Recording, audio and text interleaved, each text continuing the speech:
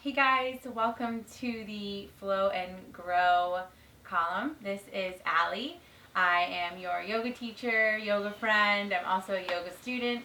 And today I'm going to teach you 10 exercises that you can do to strengthen and tone within your yoga practice. So this isn't going to be a full flow. It's just going to be 10 different ways you can incorporate strengthening into one of your own flows. So I highly recommend you warm up before you start this practice. And then if you want to get the heat going, just do some sun salutations, 5 to 10 of those, and then continue inserting vinyasas in between each movement. So with that said, get on your yoga gear, unroll your mat, and I'll meet you here. Okay, so starting in tabletop pose on all fours, we want shoulders stacked over wrists and knees stacked over hips. We're going to move into Chaturanga, Sunbird. So I want you to extend your right leg straight back and long, flex through the heel, gaze forward, and bring the left arm forward.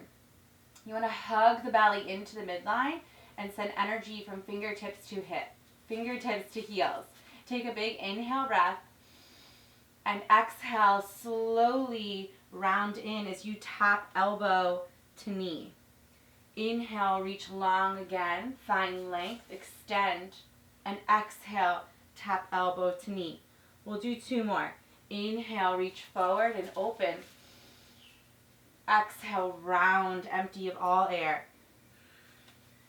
If you're wanting more, you can bring that forehead to knee. Last time, inhale. Exhale, round. Maybe squeeze forehead to knee. And then inhale, open up. From here, I want you to keep the right leg extended. Bring the left arm down, setting up for baby chaturangas. So we're going to bring our chin down to the mat. Take an inhale breath. Exhale, bend at the elbows. Make sure they magnetize in towards one another. Chin drops down. Inhale, lift up. Let's do 3 more. Exhale, lower down. Inhale, rise up. Exhale, lower down, elbows in. Last one, inhale up. Exhale, melt down. And then bring it back up. So just go ahead and switch sides. You'll do all of that on the other side. Okay. So again, starting in tabletop pose. This time we're going to work into some plank exercises. So finding your plank posture, fingertips spread wide. Go ahead and engage those legs, hug everything into the midline. And this is 3 different exercises you can practice in plank. So the first one is just stepping the foot outside on either edge of the mat. Trying to move your hips as little as possible. Gaze forward. Make sure you breathe. The second one is tapping your knee to your tricep or elbow. So bringing knee in, sending it back. Knee in, sending it back. We'll do 1 more time each side. Knee in, hug, hug, hug, send it back. Knee in, send it back. Let me take a moment, take a breather. This last one's my favorite and it's a doozy. It's called commandos, I think, in the gym world. So starting in plank pose, take an inhale breath. Exhale down to your right forearm, your left forearm. Right hand, left hand, come back up to plank. Left forearm, right forearm, left hand, right hand. We'll do 2 more.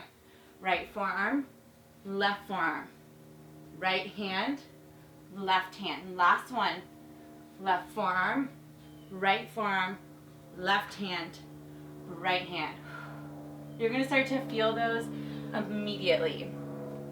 So what I recommend is for the Sunbird, the opening and closing, do 5 each on each side, as well as 5 baby chaturangas. For the tapping the feet to the outside, I would do 10 to 20. And then for the knee to tricep, about 5 on each side. And the commandos, again, about 5 on each side. Okay, so starting to stand up and move into some standing strengthening postures. We want to find warrior 2. So if you come into this from downward facing dog, you would just sweep the front foot through, plant it, and then rise up. If you're starting like me standing, you can just start in a regular position and walk the feet out about 2 to 3, and then take the front leg, or whichever one is your front leg, and shift it to face directly to the front of your mat. Go ahead and take a bend in that front knee. Reach your hands out, energy through the fingertips, and make sure you're really rolling that knee to the pinky edge toe, strengthening that back leg as well. And we're just going to lift and then melt back down. So on an inhale, you straighten the leg as palms touch overhead. On an exhale, you melt back down. We'll do 4 more. Inhale up. Exhale back down. Inhale, lift up. Exhale back down. Making sure that everything's engaged here. Inhale up. Exhale back down. Moving slow with breath. Inhale up. Exhale, lower down. Inhale, last time. Exhale, lower down. Okay, coming into all of our favorites, so Utkatasana. This is my evil pose, which means I should be doing it more. Chair pose. So on an inhale breath, drop the hips, lift the arms high. Really draw the front hip bones up towards the belly button, finding that corset-like action. And we're going to inhale here. Exhale, reach hands back, find airplane pose. Fingertips draw back, and we'll move back and forth like that. Inhale, rise up. Exhale, take it back. Chest drops, fingertips reach. Inhale, rise up. Hug that corset belly in. Exhale, lower down. Airplane. Inhale, rise up. Exhale, take it back. If you want, you can start to add on more by coming up onto the tippy toes and then dropping the hips down lower. Make sure you really hug the belly in here and reach through the crown of the head. Okay, so next standing posture, coming into Dhigasana, which is like a warrior 3 with a bent knee. So I like to bring my hands to heart center for this one. You choose, you can have them back or forward. Forward's going to make it a hell of a lot harder. So I'm going to be here at heart center. Nice bend in this front leg, and then come up into Dhigasana. So that back left leg is super active, flexing through the foot. We're just going to lower up and down. So inhale, breath. Exhale, just a tiny smidge. Come back up. Exhale, lower. Inhale, rise. 3 more. Exhale, lower. Inhale, rise. Last 2. Exhale, lower. Inhale, rise. Whoo, my right leg is shaking. Exhale, lower. And inhale, rise back up. Okay, moving into our last standing posture. So this is a mix between standing splits and Kundalini descent. If you're like, what the hell is that?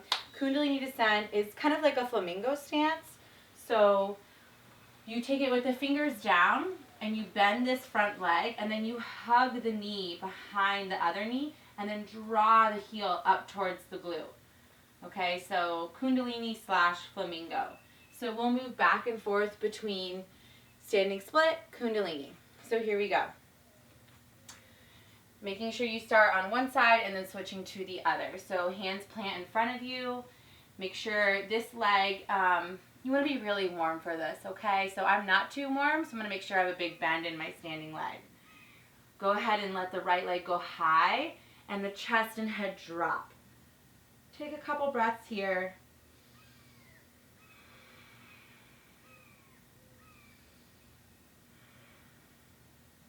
Lifted leg is really active. One more inhale. And then exhale to draw the knee behind the other, heel in towards the glute. Think energy through the crown of the head. And then go ahead and find standing splits. Exhale, Kundalini. Inhale, standing splits. Exhale, Kundalini. 2 more times. Inhale, lift that leg. Exhale. Last time. Inhale, leg lifts, chest drops. Exhale, hug the knees in, Kundalini. Okay, so that was some standing postures you can start to incorporate into your flow. We're going to move through a few floor ones, and then I'll get you out of here. So moving into a side plank tutorial. Side plank is a killer posture. It integrates the entire body. It's such a toning and strengthening pose, as well as a balancing pose. So it's really integrating body and mind into one posture. So let's get started. I like to start in downward facing dog and then just rock forward to plank pose. We're going to start on the right. So I like to slide that right hand in a tad, roll to the outer edge of my right foot, flex through both feet, lift my hips high, and then left arm goes high too. So you're always welcome to just hold, hold, hold here. If you want to start adding more, you can begin to transition the top leg into tree pose. From here you can extend the left leg high, and then from here you could take it back for a wild thing. And then come back, hand goes high first, gaze up for balance, reach that leg high, take it back into tree, and then back into plank. Okay, last floor sequence, and actually one of my favorite postures. I think it took me a few years to get here, but Navasana, boat pose. So you're going to want to sit back on your sitting bones, make sure you really feel those connected into the ground. And then I like to always start with my hands underneath my thighs for extra low back support. Start to lean back on your sitting bones. Really use that connection to lift through the sternum, roll the shoulders back, and then start to extend the legs long when you're ready. You might start shaking like I am already. Do something with your feet, okay? So point, flex, floint. I'm kind of in the floint category here. Hug inner thighs together, reach the arms forward, big inhale, and then we'll exhale and lower to low boat. Think of yourself like a canoe here.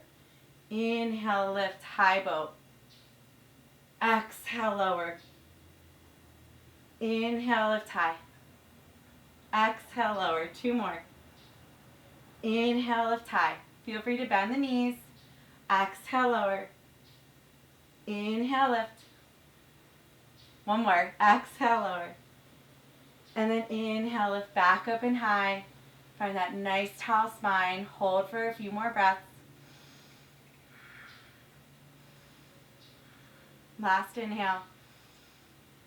Exhale. Let it go. Take a moment. So my other great one that I like to incorporate is as well, you keep doing the Navasana, but then you add a reverse tabletop. So we'll just go through about 3 of them. Bring those hands underneath the thighs, find those sitting bones, rock back, lengthen the chest, big inhale, send those legs nice and high.